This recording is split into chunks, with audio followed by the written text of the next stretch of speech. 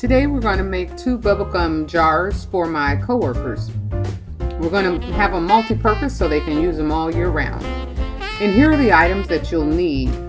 You'll need 2 clay pots. Found these at Michael's for I think $1.96 each. You can find them somewhere cheaper, but I was at Michael's at the time. You'll also need 2 water catching lids, and we'll use those for the lids. That's normally how that would work. But we're going to use these for a different project. Dollar Tree fish bowls or floating candle bowls.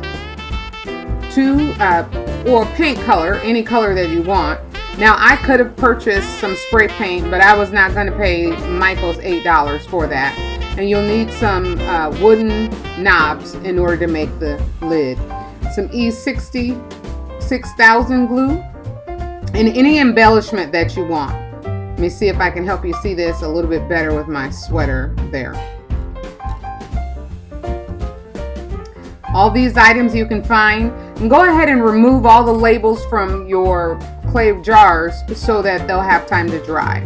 We're going to take our E6000 glue and put a generous amount on the wood doll so that it will be able to adhere to the our makeshift lid. We're going to center it here, just eyeing it right about there, and apply a little bit of pressure and place that to the side so it can dry. You do that for each one of them. Now that we have our lid that's dry, we're going to go ahead and paint.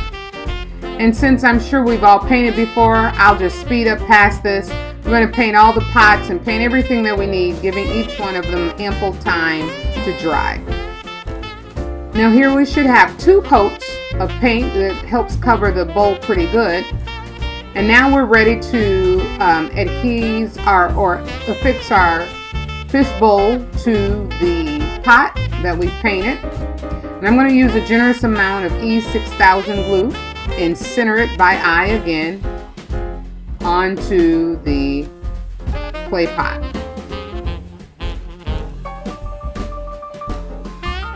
And that's what it looks like.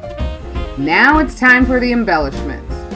Now I started out by using the E6000 to put on my bling, and me and this E6000 just could not get along.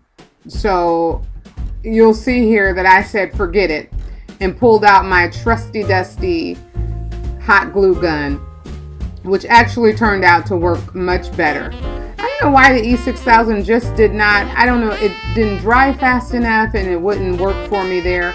I tried it. I wanted a permanent hold without all of the, sometimes the hot glue gun leaves visible glue, and I was hoping to have some invisible glue with the E6000, but it just would not hold as well for me, fast enough for me. So you'll want to glue all of your embellishments, your bedazzles, jewels, whatever you want onto it. I'm going to speed up a little bit and you can see what I've done for both the lid, around the lid, and the jar, using hot glue and my my ribbon of bedazzles here all across it. Making sure to get it pretty good and glued down. And here's my finished project with glue, and of course there's always the strings of glue that are left. But it's pretty simple, pretty easy. The longest part was making sure that the paint dried and that everything was stuck. And I'm not going to move it too much because I want to make sure that the E6000 has time to set in place.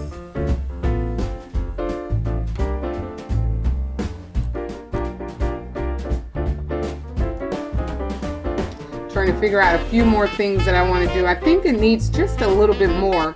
So I was asking my daughter for her advice here, and of course she says I'm doing too much, but I think she's wrong, and I think that it really needed it, but you'll see at the end.